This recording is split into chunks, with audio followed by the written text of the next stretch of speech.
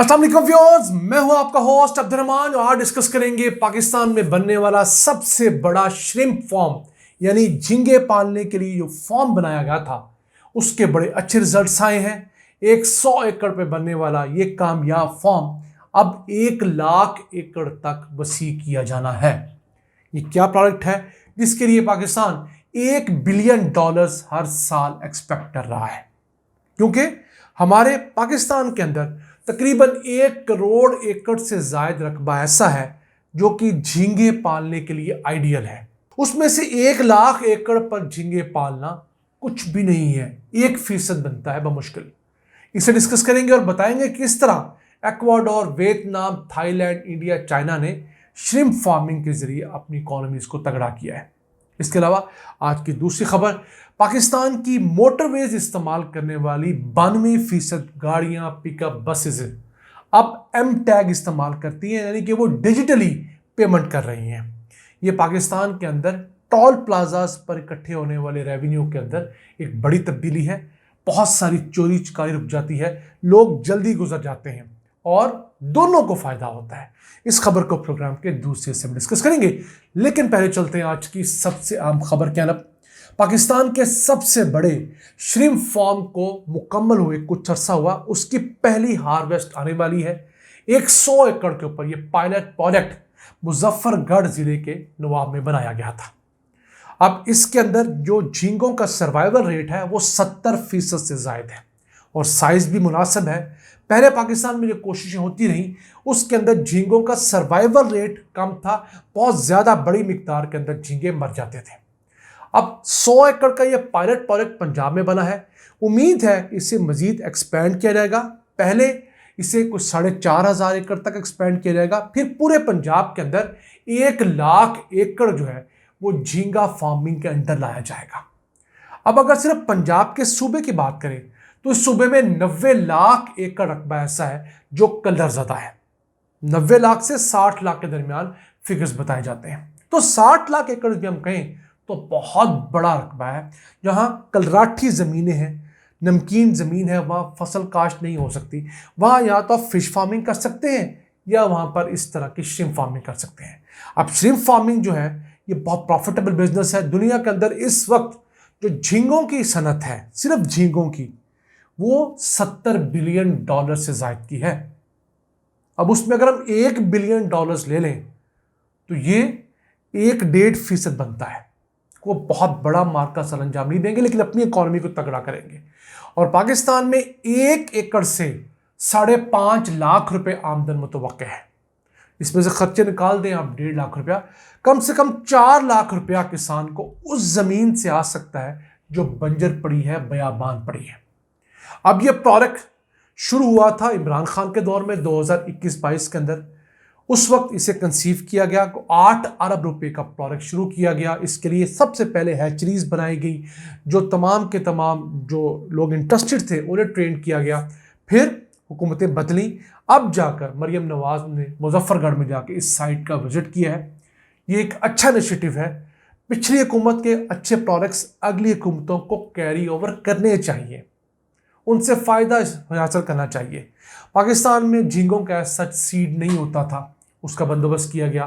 फिर झींगों की फीड नहीं होती थी, अब झींगों की 50% फीड हम पाकिस्तान में बना रहे हैं, 50% हम लोग इंपोर्ट कर रहे हैं। पहले कोई हैचरी नहीं थी। इमरान खान के दौर में 2 हैचरीज बनी, एक पंजाब के अंदर, एक बलूचिस्तान के अंदर।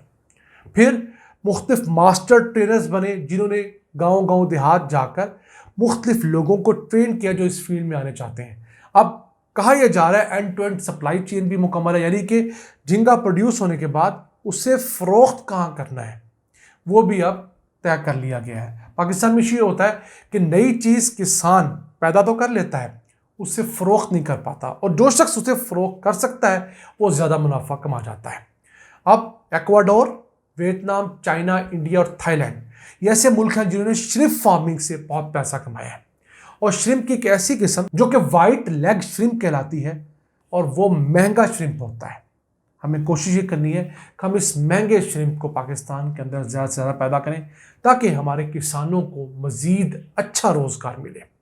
अब 1 लाख एकड़ तक अगर हम इस प्रोजेक्ट को तोसी देते हैं तो उससे 20,000 नौकरियां पैदा होंगी, 20,000 लोग वहां पर ऑन जॉब लगेंगे और इससे तकरीबन 55 अरब रुपए की एक इकोनॉमी जनरेट होगी। मैं एक सीजन की बात कर रहा हूं। अब इस वक्त पंजाब के अंदर सिर्फ 6,800 फिश फार्म्स हैं जो कि 86,000 एकड़ पे बने हुए हैं। हुकूमत को चाहिए कि किसानों को इस तरफ लेकर आए, फिर आवाम के अंदर भी सी फूड खाने का रुझान बढ़ाना चाहिए क्योंकि बहुत बेहतरीन फूड होता है।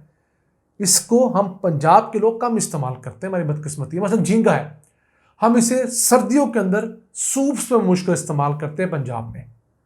कराची वाली साइड पे तो उसकी बाकायदा झींगा कढ़ाई बनती है, लेकिन हमारे यहाँ इसका ट्रेंड नहीं है। ये ट्रेंड होना चाहिए और अफोर्डेबल भी होना चाहिए। आइए चलते हैं आज की दूसरी अहम खबर की तरफ। मोटरवेज को इस्तेमाल करने वाली 92% गाड़ियां, वैगन, बसेस यानी व्हीकल्स अब एम टैग इस्तेमाल करती हैं। इसके जरिए उन्हें बहुत तेजी से पेमेंट करके गुजरने का मौका मिलता है। हुकूमत को ट्रांसपेरेंसी के साथ टोल टैक्स इकट्ठा हो जाता है। अब इसका हुकूमत को ऐसा बेनिफिट आवाम को नहीं दे रही। किस तरह? जो मैंने आपने अपनी गाड़ियों में एम टैग लगवा रखे हैं, उनके अंदर किसी ने 1,000 रुपया, किसी ने 2,000, किसी ने 5-10,000 रुपया डिपॉजिट करवाया हुआ है। वो जो अरबों रुपए हम लोगों ने एडवांस हुकूमत को दिए हुए हैं, उस कंपनी को दिए जो एम टैग चला रही है, उससे वो अच्छे खासे पैसे बना रही है। उसके एवज अवाम को कोई रिलीफ नहीं मिल रहा। इस चीज़ को देखना चाहिए। अब हुकूमत ये चीज़ हाईवेज पर भी इंप्लीमेंट कर सकती है।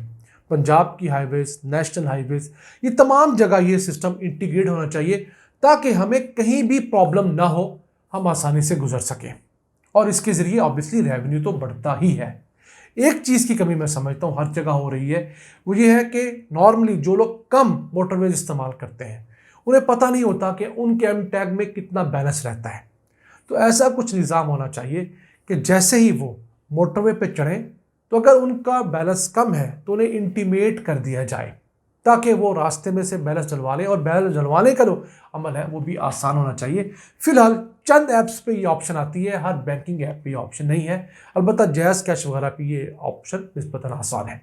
नेशनल हाईवे अथॉरिटी पाकिस्तान के नुकसान में जाने वाले सबसे बड़े इदारों में से है। क्यों? जितना कमाता है उससे ज़्यादा ये सड़कों के मेंटेनेंस और दूसरी चीज़ों पर खर्च कर देता है। तो इस इदारे को भी रिवाइव करना है। क्यों? अभी ये बहुत सारा पैसा अपनी बहुत सारी जगह ऑक्शन करके कमा सकता है, लीज पर देकर कमा सकता है, नहीं कमा रहा। फिर बहुत जगह पर इसके जो अपने टोल प्लाजे हैं वहाँ पर लीकेजेस हैं, उसे कवर करना चाहिए। फिर ओवरलोडिंग का मसला मोटरवेज पर एसेट उतना नहीं है जितना नेशनल हाईवेज की बाकी हाईवेज के ऊपर है। जितनी ज़्यादा ओवरलोडिंग होगी उतनी ज़्यादा सड़क ख़राब होगी। मैं सामान के ओवरलोडिंग की बात कर रहा हूँ यहाँ पर।